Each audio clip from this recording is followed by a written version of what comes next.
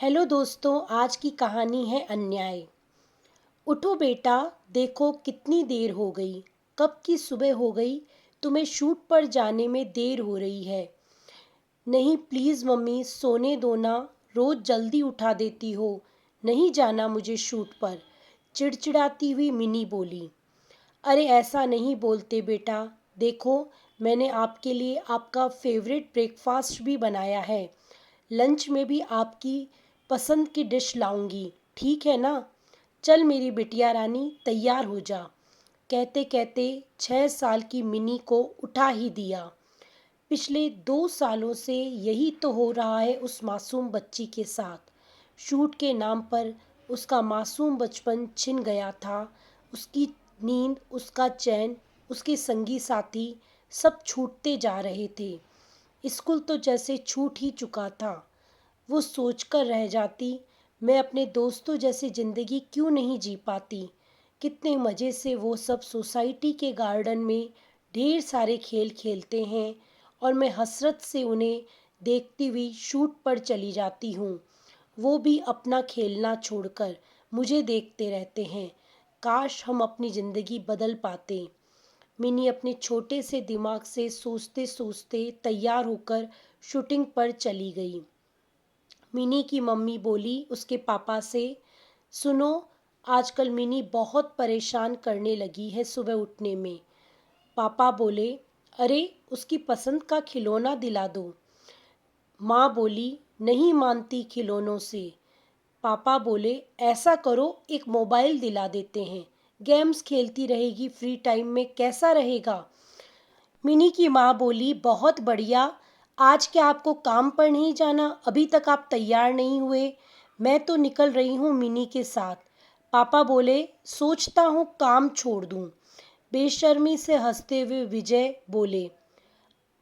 Mini की माँ बोली, अरे ऐसा मत करना, नौकरी तो करते रहो।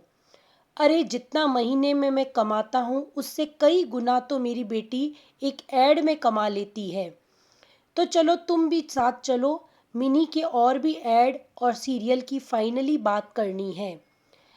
अब मिनी की माँ मिनी को बोली, चलो घर चलो मिनी, लो चिप्स खा लो, ये लो कोक। पर मम्मी, मुझे तो घर के बने दाल चावल खाने हैं गरम गरम, घी डालकर पापड़ के साथ में। पता नहीं कब से नहीं खाए हैं मम्मी। मुझे यूनिट में बना खाना बिल्कुल भी अच्छा नहीं लगता। कितनी मिर्ची रहती है उसमें, मैं खा भी नहीं पाती। मुझे भूख लगती रहती है। अरे बेटा, आज तो मैं थक गई हूँ। कुक भी आज छुट्टी पर है। आज तो पिज़्ज़ा ऑर्डर कर देती हूँ, कल देखेंगे। आप बना दो ना मम्मी, सबकी मम्मी तो खुद ही खाना बनाती है। मिनी, बहुत बोलने लगी हो, बिल्कुल चुप रहो। डांट खाकर मिनी सहम गई और फिर उसे कुछ याद आया। वो बोली, पता है मम्मी, कल सुरभि का हैप्पी बर्थडे है। शाम 5 बजे पार्टी है। मैं भी जाऊंगी पार्टी में। आप मुझे रेड वाली ड्रेस पहनाना। Okay mummy. कोई पार्टी में नहीं जाना। कल न्यू एड का शूट है, हमें वहाँ जाना है। अब बकबक मत करो, चलो उतरो। घर आ गया। वक्त गुजरता गया, कोई अंतर नहीं। बस मिनी आज 18 बरस की हो गई। ऊपर से किसी अप्सरा की तरह खूबसूरत, पर अंदर से पूरी तरह से खोखली। जीवन जैसे मशीन की तरह चलता जा रहा है। मशीन थकती नहीं, पर मिनी मशीन नहीं, जीती जागती एक प्यारी सी लड़की है जिसे अब सब कुछ समझ में आने लगा है। वो समझने लगी है उसके माता पिता ने उसे पैसा कमाने वाली मशीन बना दिया है। उन दोनों को मिनी की परेशानियों और तकलीफ़ों से कोई लेना देना नहीं है।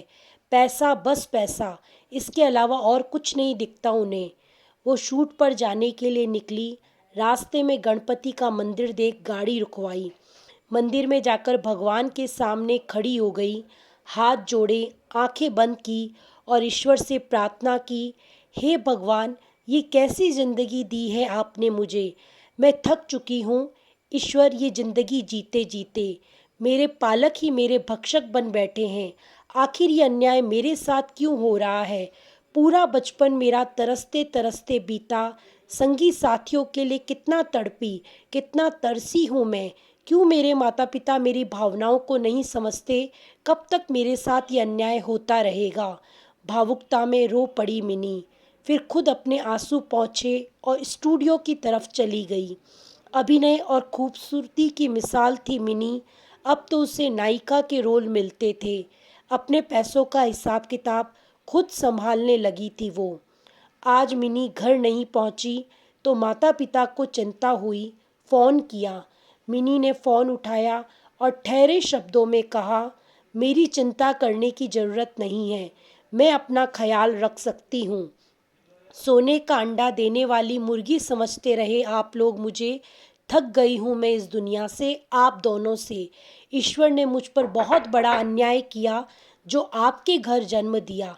क्या इतने स्वार्थी होते हैं माता पिता? अपने जीवन को आरामदायक बनाने के लिए आप मेरी और मेरे बचपन की बलि चढ़ाते गए। पर अब बस मैं सहन नहीं करूँगी इस अन्याय को। अब मैं अपनी ज़िंदगी अपने हिसाब से, अपनी मर्जी से जीऊँगी। इतना समझदार तो आप लोगों ने बना ही दिया है कि मैं अपना ख्याल रख सकूं। मिनी ने अपने माता पिता का घर छोड़ दिया और अपनी मेकअप आर्टिस्ट के साथ रहने लगी, जो उसकी बहुत अच्छी सहेली भी थी। अगले 2 सालों में अपने सारे प्रोजेक्ट पूरे किए मिनी ने और इंडस्ट्री छोड़ दी। फिर उसकी ज़िंदगी में करण आया, जो एक सफल बिजनेसमैन था। मिनी को पसंद भी बहुत करता था। एक दूसरे को समझने के बाद दोनों ने शादी की।